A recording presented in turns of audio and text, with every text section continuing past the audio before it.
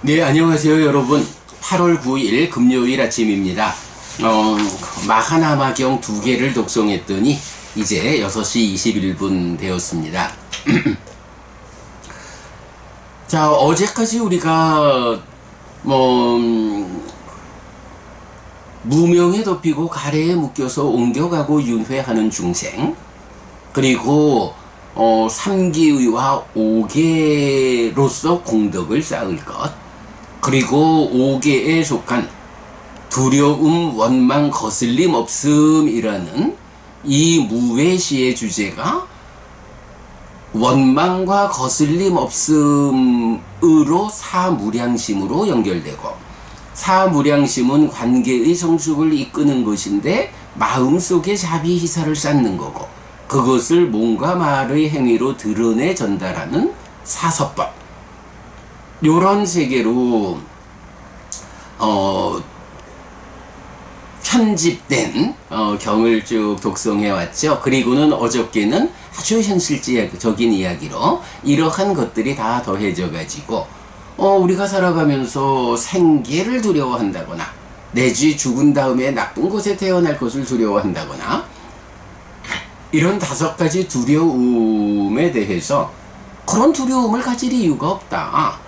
그거는 스스로 힘을 갖지 못한 사람이 그런 두려움에 떠는 거지, 이제 바르게 부처님 가르침을 배워 알고 실천하는 제자들이라면, 불교 신자라면 지혜와 정진과 결점 없음과 따르게 함이라는 4가지 힘을 갖추게 되고, 이러한 4가지 힘을 갖추면 살아가면서 생계거나 나쁜 평판이거나 모임에 당당함이 없거나 죽음이거나 죽은 뒤에 나쁜 곳에 가는 이런 삶의 과정에 수반되는 다양한 것들에 대해서 두려워할 이유가 없다. 왜? 내가 그렇게 두려워할 만한 문제 상황들을 이 4가지 힘을 갖춤으로써 다 극복했다. 이렇게 심경까지를 어제 보았습니다. 오늘부터는 이제 8번부터 이제 마하나마경, 8번째로 편집된 마하나마경부터 공부할 텐데요. 늘 말씀드리지만은 이렇게 제가 신자의 신행, 향상하는 삶이라는 주제로 경을 편집을 하다 보니까 어쩌다 보니까 편집된 경들, 선택된 경들에서 보니 마하나마라는 제가자가 남신자 제자 가운데 뛰어난 보시의 측면에서 으뜸이다 라고 알려져 있는 마하나마가 주인공인 경이 4개가 선택되었고요. 또 보시 하면 또 아나타핀디카, 급고독장자를 말하게 되죠. 보시 가운데 으뜸인 아나타핀디카 장자가 주인공인 경이 5개가 선택되었고, 그 다음에 이렇게 그 남신자 제자 가운데 뛰어남의 으뜸으로 한 부분을 차지하고 있지는 않지만 꼬살라상류따라든가 굉장히 많은 경들의 주인공으로 파세나디 꼬살라 왕, 꼬살라라는 나라가 있었죠. 마가다와 꼬살라라는 2개의 나라가 부처님 당시 인도 대륙의 가장 강대한 나라였죠. 지금으로 치자면 미국과 중국 이렇게 볼까요?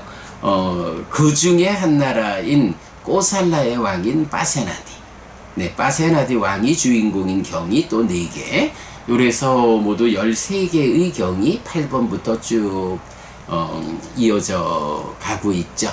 자, 그 가운데 그렇게 보면 이제 제가 신자 가운데 마하나마, 아나타핀디카, 파세나디라는 이 3사람의 비중이 참 크다라는 거 알 수 있는데, 그 가운데 오늘 마하나마가 주인공이면서 경의 제목으로 나타나는 2개의 마하나마 경 독송했습니다. 자, 먼저 보면 첫 번째 마하나마경은 55번 상류따의 37번이죠. 사카사람 마하나마가 부처님한테 와서 말하죠. 누가 제가 신자입니까? 어떻게 제가 신자가 됩니까? 라고 할 때 부처님, 의지처인 부처님과 가르침과 성자들에게로 갈 때, 삼보에 귀의할 때, 이런 사람이 제가 신자다. 불교 신자가 되려면 어떻게 해야 된다고요? 불법성 삼보에 귀의하는 것. 내 삶이 의지처인, 그러니까 부처님을 의지처로 해서 나아가는, 가르침을 의지처로 해서 나아가는, 성자들을 의지처로 해서 나아가는 그런 삶에 내가 접근할 때, 이런 삶의 자세를 가진 사람이 불교신자다. 이렇게 삼보에 귀의하는 일을 통해서 불교신자가 된다 라고 말하죠. 자, 그런가 하면 이어서 누가 계를 갖춘 제가 신자입니까? 라고 할 때 생명을 해치는 행위로부터 피한다. 주지 않는 것을 가지는 행위로부터 피한다. 음행에 대한 삿된 행위로부터 피한다. 거짓을 말하는 행위로부터 피한다. 술과 발효액 등 취하게 하는 것으로 인한 방일한 머무음으로부터 피한다. 라고 해서 5계를 지닌 사람. 나는 5계를 지닌 사람이다. 내 삶의 질서로움이 있다. 내 삶의 질서로움은 부처님께서 제정해 주신 5가지 계율을 지니고 사는 삶이다. 라고 해서 5계를 지닌 사람이 계를 갖춘 제가 신자다. 삶의 질서로움을 확보한 사람이다. 이렇게 나오죠. 그러면 이제 그 다음에는 누가 믿음을 갖춘 제가 신자입니까? 라고 해서 믿음이 무엇입니까? 라고 하면 제가 신자는 믿음을 가진다. 해서 열의 구덕, 부처님의 9가지 덕성으로 열의 깨달음을 믿는다. 이 중에 뭐니 해도 핵심은 열에는 부처님은 정등각이다. 완전한 깨달음을 성취한 분이다. 그래서 부처님께서 설하신 법은 완전한 가르침이다. 우리는 그저 배워 알고 실천하기만 하면 부처님이 이끄는 그런 삶이 나에게서 실현된다. 이렇게 부처님께서 완전한 깨달음을 성취한 분이어서 그의 가르침은 완전한 가르침이다. 나는 오직 배워 알고 실천하기만 하면 된다. 그럴 때 부처님이 이끄는 그런 행복한 삶이 나에게서 실현된다. 이렇게 정등각이라는 덕성을 중심으로 9가지 덕성을, 이것이 부처님의 깨달음이다. 이렇게 열애의 깨달음을 믿는 것, 이것이 불교신자에게는 믿음이다. 그래서 제가 그 얘기는 자주 하죠. 사람들은 믿음 이러면은 기독교 이렇게 말을 하지만, 사실 경을 공부해 보면 부처님이야말로 믿음을 시작부터 끝까지 믿음에 의해서, 믿음에 토대해서 내 삶을 향상할 수 있다 라고 믿음을 강조한다. 아마도 기독교보다 불교가 더 믿음을 강조하는 종교라고 해야 할 거다. 그런 이야기예요. 기독교에서는 말하자면 그래 광고에 나오듯이 이것저것 따지지도, 묻지도 따지지도 말고 오직 창조주 하나님 여호와가 창조하셨다. 창조에 대해서 묻지도 따지지도 말고 믿어라. 믿음으로 받아들여라. 이렇게 말을 한다면, 불교에서는 부처님께서 완전한 깨달음을 성취한 분이다. 그래서 부처님이 설한 가르침은 완전한 가르침이다.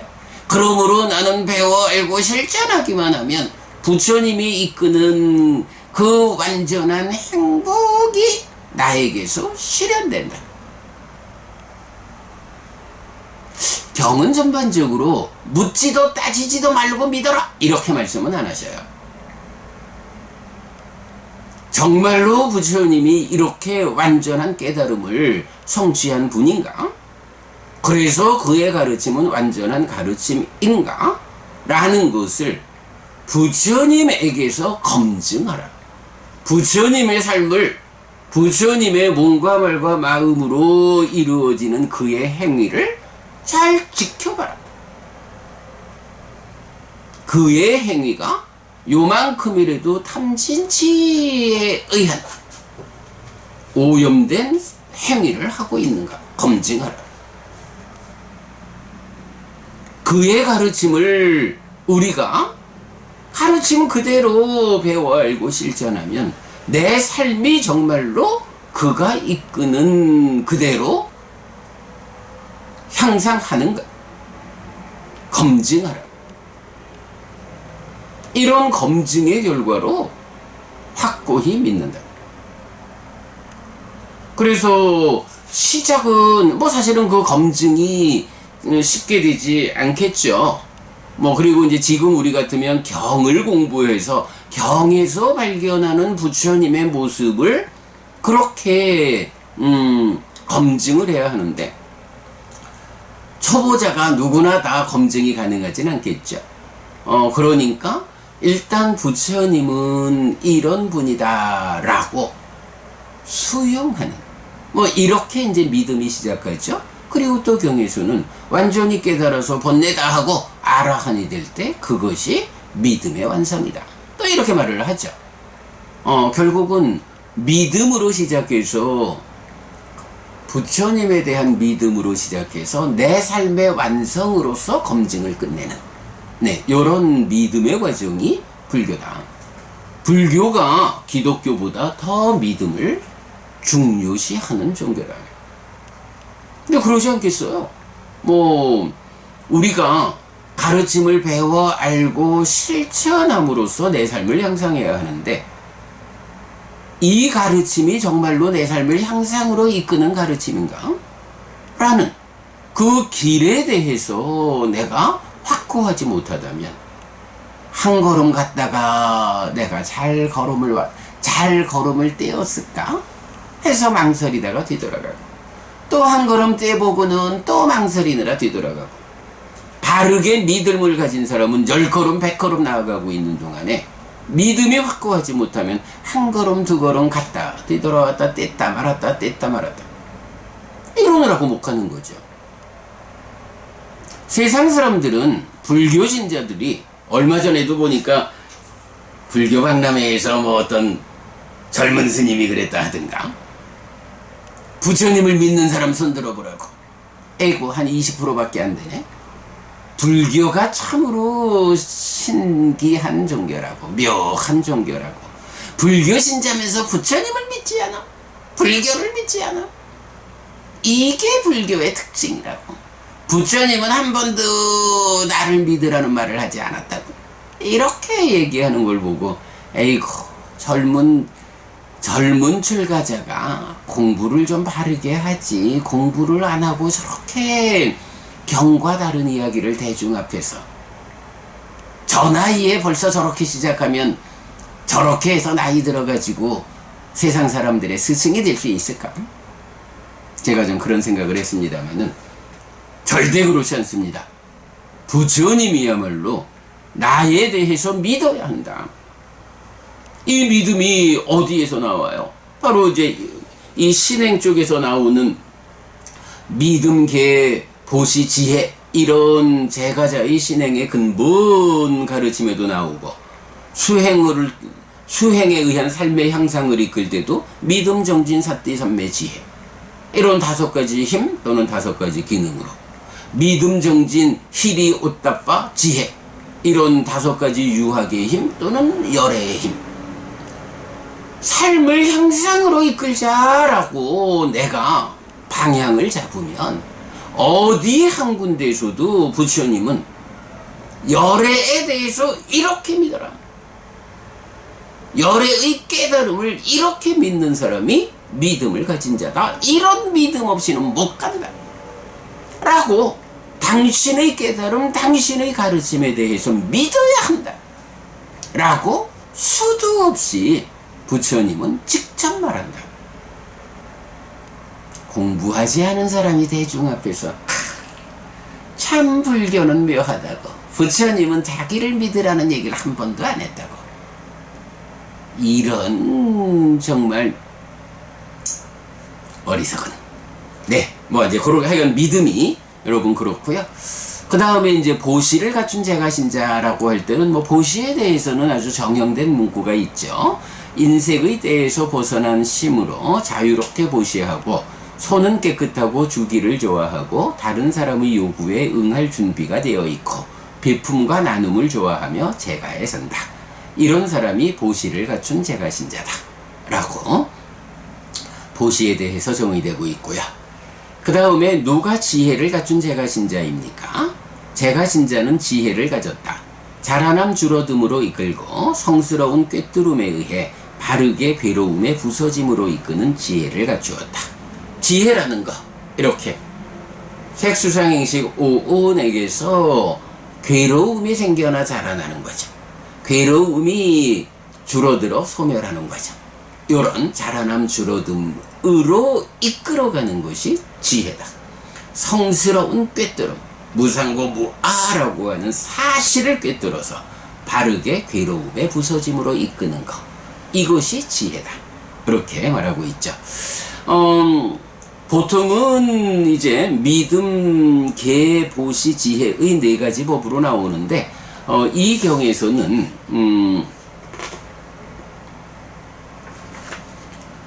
삼귀의를 통해서 불교 신자가 된다면 불교 신자의 삶이 어떤 질서를 갖추어야 하느냐 라는 질서의 관점에 먼저 비중을 두어 가지고 이 경에서 유독 순서가 계, 믿음, 보시, 지혜로 나타나고 있다 라는 거 볼 수 있고요. 요런 그 믿음, 계, 보시, 지혜 이 네 가지 법에 대해서는 뭐 좀 뒤에 가가지고 뭐 배운 사람의 행위경 뭐 요쯤 가가지고 좀 자세히 설명하도록 하겠습니다. 자, 그리고 이제 오늘 독송한 두 번째 마하나마경은 앙구타라니까야 8회 모음의 25번이죠. 여기서는 뭐 시작은 똑같아요. 어떻게 제가신자가 됩니까? 누가 제가신자입니까? 하고는 누가 계를 지닌 제가신자입니까? 라고 해서 5계를 지닌 사람 나오고 그 다음 부분이 앞에 마하나마경하고 차이가 있죠. 그래서 믿음과 보시와 지혜 부분은 생략하고 이제 삼보에 귀의해서 제가신자가 되어서 5계를 지닌 불교신자가 되었다 라고 하면 그때 이렇게 삼보에 귀의하고 삶의 질서로움을 갖춘 이런 사람이 세상을 상대로는 어떻게 살아야 하느냐 라는 점에서 이제 두 가지 경우를 말하죠. 하나는 누가 자기의 이익은 위하지만 남의 이익은 위하지 않는 실천을 하는 제가신자인가 라고 해서 이렇게 삼보에 귀의하고 5계를 지닌 삶을 사는 모범적인 사람이 되었다 라고 할 때 이런 삶을 자기 혼자만 그렇게 살아내고 다른 사람들을 위해서는 부추겨주지 않는 요즘 말로 하면 포교하지 않는 이런 사람이죠. 그래서 자기만 믿음을 갖추고 남에게는 믿음을 갖추도록 부추기지 않는다. 자기만 계를 갖추고 남에게는 계를 갖추도록 부추기지 않는다. 자기만 보시를 갖추고 남에게는 보시를 갖추도록 부추기지 않는다. 그러면 이어가지고 지혜가 나와야 되죠. 근데 이 지혜와 관련한 부분을 5가지로 나누어 가지고 표현하죠. 첫째가 자기만 비구를 만나기를 좋아하고 남에게는 비구를 만날 것을 부추기지 않는다. 뭐 지혜를 얻기 위해서는 첫째 스님들을 만나서 배워야 한다. 자기는 만나는데 남들 보고는 스님을 만나서 공부해야 돼 라고 부추기지 않는 것. 자기만 정법을 듣기를 좋아하고 남에게는 정법을 바라도록 부추기지 않는 것. 자기만 들은 법을 마음에 새기고 남에게는 법을 마음에 새기도록 부추기지 않는 것. 자기만 들은 법의 의미를 검증하고 남에게는 의미를 검증하도록 부추기지 않는 것. 자기만 의미와 법을 이해한 뒤에 가르침에 일치하는 법을 실천하고 남에게는 가르침에 일치하는 법을 실천하도록 부추기지 않는다. 이렇게 5단계로 지혜를 갖추는 요런 과정을 설명하고 있죠. 자, 이러면서 삼보에 귀의하고 오계를 지닌 이런 사람이 이제 이렇게 삶을 향상으로 이끄는 믿음과 계와 보시와 지혜라는 이 4가지 항목에 대해서 자기는 잘하지만 다른 사람을 위해서 부추기지 않는다. 세상에 많은 사람들에게 여러분 부처님에게 귀의해야 합니다. 부처님을 따라 사는 삶이 그대를 행복하게 합니다. 라고 포교하지 않는 이런 사람이 자기의 이익은 위하지만 남의 이익은 위하지 않는 실천을 하는 제가신자다. 이렇게 말하죠. 그런가 하면 이어서 누가 자기의 이익도 위하고 남의 이익도 위하는 실천을 하는 제가신자입니까? 라고 해서 이 2가지를 동일하죠. 나도 실천하고 다른 사람들에게도 또한 그렇게 갖추어 실천하도록 부추기는 것. 이런 사람이 자기의 이익도 위하고 남의 이익도 위하는 실천을 하는 제가신자다. 포교하는 사람이다. 이렇게 설명하고 있죠. 자, 그래서 2번째 마하나마경의 주제는 이렇게 자기의 이익은 위하지만 남의 이익은 위하지 않는 실천을 하는 제가신자도 있고 자기도 남도 이익을 위해서 실천을 하는 제가신자가 있다. 자, 그래서 이제 제가 여기에 이름을 붙였죠. 앞의 경우는 소승적인 불교신자다. 자기 혼자 간다. 뒤의 경우는 대승적인 불교신자다. 다 이끌고 함께 간다. 네. 사실 세상에서는 대승불교, 소승불교 이런 표현을 해서 불교를 어울려 함께 이끌고 가는 불교냐, 자기 혼자만 나아가는 불교냐, 이런 식으로 불교를, 물론 세계적으로 그런 건 아니죠. 대승불교권에서만 테라와다 불교를 테라와다라 할까? 아니면 옛날 부파불교라 할까? 이렇게 좀 대승에 상대되는 쪽에 대해서 편회해서 부르는 게 이제 소승불교 이래 나오지만, 사실은 불교가 이렇게 구분되어야 할 이유는 없다. 불교는 오직 부처님 가르침이 있을 뿐이다.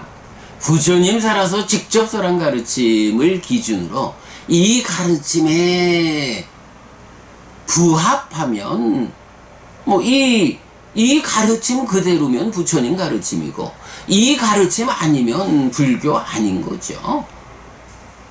얼마 전에 이제 어떤 스님하고 말씀을 나누면서 스님께서 초기 불교부터 대승불교로 저 밀교까지 모든 불교가 사실은 다 하나의 불교다. 거기에 어떤 문제도 없다. 라고 말씀을 하셔요. 그래서 제가 나야말로 니카야가 부처님 살아서 직접 설한 가르침이 이게 불교다. 이 가르침에서 달라지고 그래서 어긋나게 되는 불교를 우리가 구분해야 한다. 물론 그렇다고 해서 붉은 가사 입은 출가자들이 회색 가사 입은 출가자들하고 우리는 서로 종교가 달라 라고 대척을 하자 라고 말하는 건 아니다. 이 옷 입은 사람도 저 옷 입은 사람도 다 부처님의 제자로 불교 신자로서 함께 어울리는 거, 그것에 대해서는 당연히 그리해야 한다고 본다. 나도 회색 승복을 입은 스님들하고 얼마나 많이 가까이 지내고 잘 어울리고 있는가. 그러나 그렇다고 해서 어긋남이 있는 부분을, 눈에 보이는 어긋남을 그거 어긋나는 거 아니여 라고 덮어두고 가서는 불교가 우리 사회에 그 역할을 다할 수 없다 라고 제가 또 이야기를 했죠. 그랬더니 먼저 그 스님, 그렇지 않습니다. 하나도 어긋남이 없습니다. 하나입니다, 불교는. 그래 해서 제가 그 얘기를 했어요. 스님께서 그렇게 우리 불교가 하나의 집단으로 있어야 한다라고 강조하는 부분은 저도 공감합니다. 그러나 한 가지 우리가 명확하게 짚어야 할 건 있습니다. 초기 불교가 됐든 대승불교가 됐든 티벳 밀교가 됐든 그 각각의 공부에 있어서 교리적 충돌이 발생한다면 스님께서 이렇게 역사 전반에 걸친 불교가 모두 동일하다, 하나다라고 말하려면 교리적 충돌이 있는 부분에 대해서 그 교리적 충돌이 사실은 충돌이 아니다 라는 부분을 설명해야 할 겁니다. 그 스님은 당연히 불교에는 교리적 충돌이 없습니다. 초기 불교랑 대승불교랑 밀교랑 무슨 교리적 충돌이 있습니까? 라고 이야기를 하셔서 제가 그게 사실이라면 참 좋은 일일 겁니다. 그러나 스님께서 그렇게 말씀하시자면 이렇게 현상적으로 눈에 보이는 교리적 충돌에 대해서 왜 이것이 충돌이 아닌 것인지 설명해야 할 겁니다. 우리가 교리적 충돌에 의해서 사실은 교리적 충돌이 생기는 근본 이유가 뭔가요? 경이 다르잖아요. 우리처럼 니까야라고 해서 부처님 살아서 직접 설한 가르침을 공부하는 불교도 있고, 대승불교라고 해서 부처님이 설하지 않은, 부처님 돌아가시고 몇백 년 후에 누군가에 의해서 만들어진 경들, 좀 궁하니까 용수스님 같은 이는 옛날에 부처님이 설하고 용궁에 맡겨놓은 거 용궁 가서 가져왔다고, 이런 설명을 해야 하는, 이렇게 만든 사람이 다른 이런 경의 지필자가 다르다라는 것 때문에 니까야를 제가 부처님 말씀을 모았으니까 부처님 지필이라고 치고, 거기에서 생겨나는 교리적 충돌, 이 부분의 문제를 왜 이것이 교리적 충돌이 아닌지 라고 설명해낼 수 있어야 모든 불교가 하나다라고 말할 수 있을 것이다. 나는 거기에 대해서는 동의하지 않는다. 그러나 그래도 우리가 불교라는 이름으로 함께 하는 한 붉은 가사를 입은 사람이든 회색 가사를 입은 사람이든 티벳 가사를 입은 사람이든 우리가 다 형제처럼 함께 친하고 서로 도우며 살아가야 한다라는 데는 나는 동의하고, 나는 그 면에선 적극적이다. 내가 교제하는 폭이 테라와다 스님만 내가 만나는 거 아니라 회색 승복을 입은 그가 조계종 비구든 다른 종단의 비구든 상관없이 그분들과 관계를 맺고 있고, 티벳 승복을 입은 티벳 스님들과도 좋은 관계를 맺고 있고, 우리가 다 같이 부처님 제자고자 하는 데 대해서 공감한다. 그러나 그 안에서 명확하게 따져야 할 때는 부처님 가르침의 진정이 무엇인가, 교리적 충돌이 이렇게 발생하는 부분에 대해서 이 충돌을 그대는 어떻게 설명할 것인가, 어떤 설명을 통해서 그대가 공부하는 그 경이 부처님 가르침에 어긋나지 않는다고 말할 수 있는가, 설명하라. 이런 부분을 요구해야 하죠. 그 부분을 덮어놓고 갈 수는 없는 거죠. 말이 좀 멀리 갔습니다만은 어쨌든 세상에서는 이렇게 불교 자체를 소승불교, 내승불교 이렇게 말하지만 불교 자체는 그리 해서는 안 된다. 오직 부처님 살아서 직접 설한 가르침, 부처님의 가르침이 있을 뿐이다. 그리고 그 안에서 가르침을 배워 알고 실천하는 이런 신행이 나 하나를 위한 것인가? 아니면 세상 많은 사람들을 위해서 그들을 부추겨서 함께 가는 사람인가? 이런 관점에서 소승적 불교신자와 대승적 불교신자, 이런 구분을 하는 것이 타당하겠다. 네, 요렇게 그 두 번째 마하나마 경에서 소승적 불교신자, 대승적 불교신자, 이런 개념을 좀 생각해 보았습니다. 자, 여기까지 아침 독성 공부 마무리하고요. 상류다니까요 공부하겠습니다.